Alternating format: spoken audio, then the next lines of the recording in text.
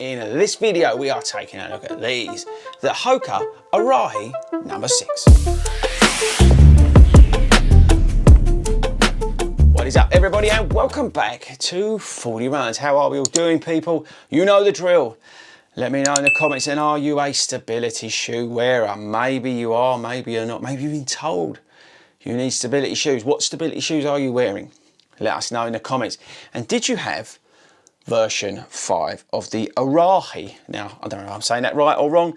Who knows? But I suppose you guys will let me know in those comments. Right, okay, so another stability shoe. I am searching this year for the best stability shoe, and I'm going to be trying as many as I can this year to give you some honest feedback on what works and doesn't work for me. Now, just because I say it works for me doesn't mean it's going to work for you, and these opinions really don't matter in the scale of things. But I am a mild stability shoe wearer. I don't need to be in a stability shoe all the time, but when I'm doing those lazy runs and those easy miles and things like that, I do benefit from being in a stability shoe. Now, I wanted to try the Arahi 6, as I said, because I'm trying this year to try as many as I can to give a fair sort of opinion across the stability shoe universe. Now, this shoe has had some, let's put it very nicely, mild updates versus number 5.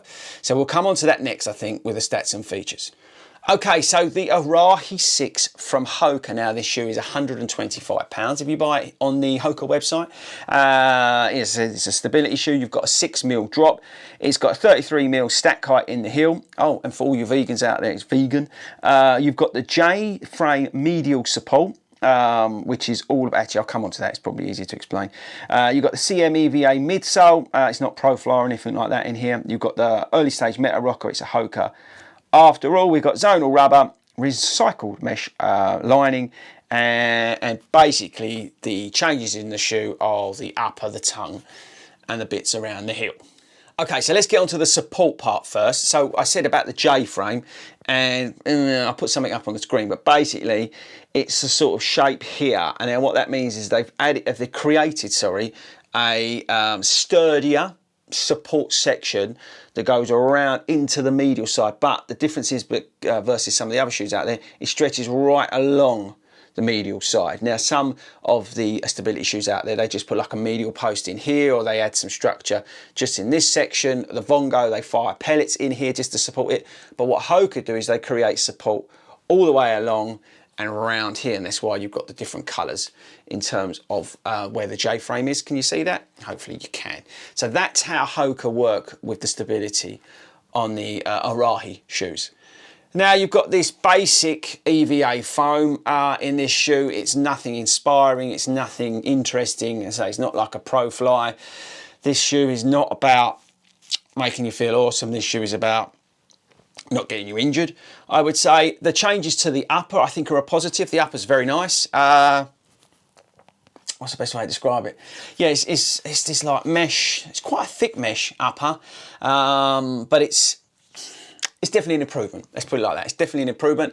It's nice around the heel area. It's comfortable. You've got the flick away like the Clifton. This is basically a Clifton with the stability on. But the improvements are welcome. It's comfortable. The tongue is comfortable. The lockdown is great. The laces are fantastic. They're not stupidly long like a lot of Hokas are. I really like the laces on the shoe. The lockdown's great. The sizing, now this is really important, this is a wide shoe for me. The normal fitting in the Hoka Arahi is too narrow for me. So just be aware of your sizing, people. I've gone for a wide and it fits me just fine. So check out your widths. And actually, big shout out to Hoka for offering a couple of width options in the shoe. The high arch in the shoe, because it's noticeable when you first put them on, actually sort of blends away to nothing when you get going in them. The feedback from the shoe with the Meta Rocker's okay. I wouldn't say, again, it's anything to set your pulses racing, but it's better than the Brooks. I mean, but then that's a really low base on where we're starting. The traction on the outsole's good. You've got the selected bits of rubber that they've stuck over the place, and it's been slippery over here in the UK, and it seems to have done the job again better than the Brooks, which is great news. We always worry about sort of wear and tear with Hokas, but with the rubber in place here, you know that this thing's going to last you. What else? Oh wait, let's do the weight. So we're going grams, people. 277 grams. 9.75 ounces, which is, I think, is bang on the money. Great weight. You don't want anything too heavy. You know, stability shoes, I've moaned about it here on the channel before. They tend to be super, super heavy for no apparent reason. So great job from Hoka for keeping this under 10 ounces. This is UK 9.5. Like I said, watch your sizing because I have gone for wide. And I think I've covered everything now in terms of stats and features. Okay, so general thoughts. Now, this shoe's done, I think, probably about 30 miles so far for me. It's been pleasurable, it's been enjoyable, it's been nothing exciting, like I said to you, but I'm not putting this shoe on to light my world up. I'm not using this shoe for anything, you know, like sprint sessions or anything that's like massively high efforts or even medium efforts. What this shoe is doing for me is, you know, grabbing 5 miles, 3 miles, you know, wearing it to a coach session, you know, picking it up on a 10K run, anything that's sort of, I don't need to think about my shoes. This is where we've gone. In terms of the long run, it was all right. Again, I've been using stability shoes on my easy pace long runs because, again, I'm running sort of lazily and badly. My form goes out the window.